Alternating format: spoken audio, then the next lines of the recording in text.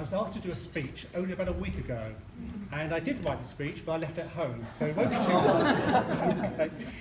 Firstly, can I thank everybody for coming here today for my dad's birthday. I know a lot of you have travelled a long way. I can see people from Surrey, Sussex, Somerset, Cornwall, and obviously from Devon. And it's very much appreciated, because I know dear old father's been looking forward to this party for, well,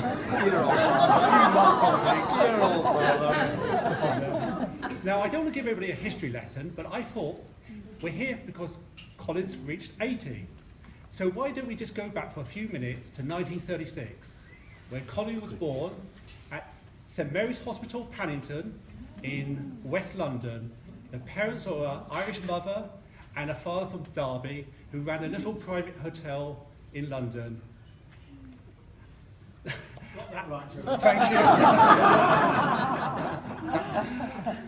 Well, obviously back in 1936, I made a few notes actually when I was actually going out in the loo actual place. I mean, obviously, we lost King George the Fifth, and obviously Kipling, who wrote the famous poem If. Gatwick Airport was opened that year, and somebody else was 80 that year, well, I say 80 that year, was opened their doors for the first time this year. And that's this wonderful hotel. It opened in 1936. It was built by Sir John Christie of the Christie Estate. And like my dear father, over the last 80 years, they've certainly done some entertainment here, and probably a few stories as well. But obviously, over the years, obviously Colin has had many parties and enjoyment, and thanks to the people here and many absent friends, have made it so much more pleasure for him. So I'd like to say thank you to you all for being part of his life over the last 80 years, and giving the pleasure, the enjoyment, and the fun he's had, and I've known he's had. Thank you very much.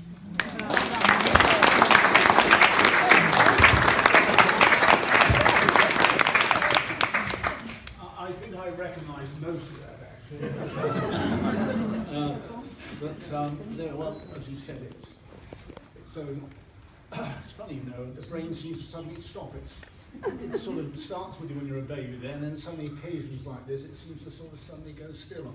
But really, it's so lovely to see you all, and I have to refer to something because I know I shall lose my way. I remember when I was headmaster, we used to have prize giving, and I remember, you know, part of my job was to say a few words, and I remember sometimes my mind would wander, and I would see two parents again, and I used to think, I thought they were separated, but they obviously weren't. And then, you know, then you lose a sort of train of thought, and you think, oh, God, what was I talking about? And so forth. So, excuse a few words, but very briefly, God, I hope it's not going to go on too long. No, it won't be very long. Yes, well, as I say, I look around this room, and it's many, many fond memories. And as Henry said, I was born in West London, the youngest of 4 boys. I had 3 elder brothers who were super chaps, but unfortunately they've all died, and I seem to have lost contact with their wives. And really most of my relations are through marriages. I mean, I've been married 3 times now. That's why I'm a poor man, of course. Really it's my wife's relations who are here, and of course friends, lovely friends I've met in North Devon. I came here in about 1960. My dear mother, she was Irish, and she ran a small hotel in West London, and I can remember seeing her now, actual fact. She used to, she was quite a character, and I remember my father died when I was quite young, and she used to have boyfriends. And I remember she had this boyfriend called Captain Philip Trockey, he was called, and he would be in the Great War. And I can remember they would be in the kitchen having a kiss and cuddle.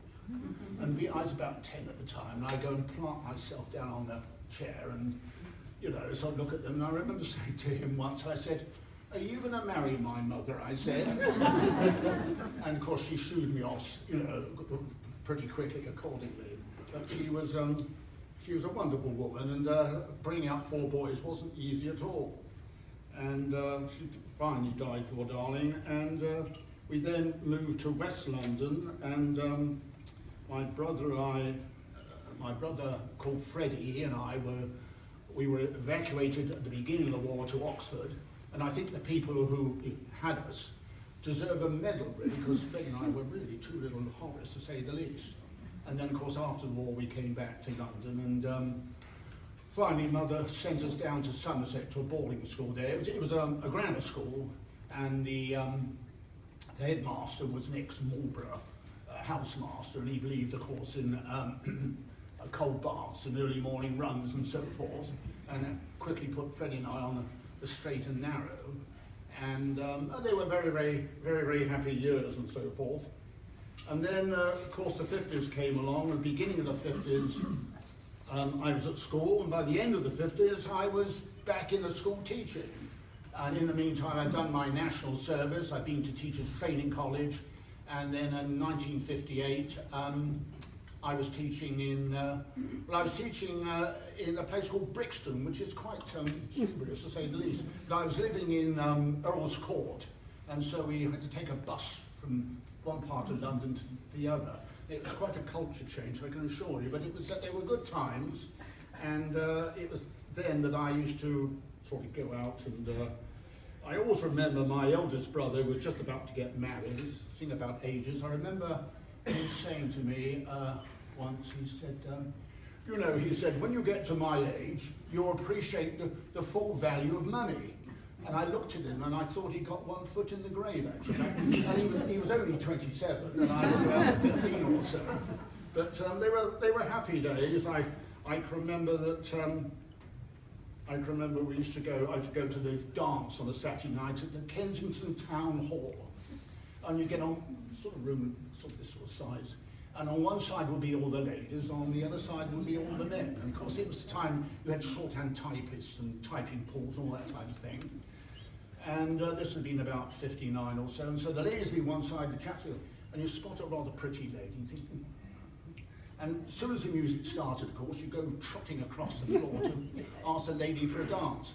Well, usually the lady I wanted, there was a complete stampede for her.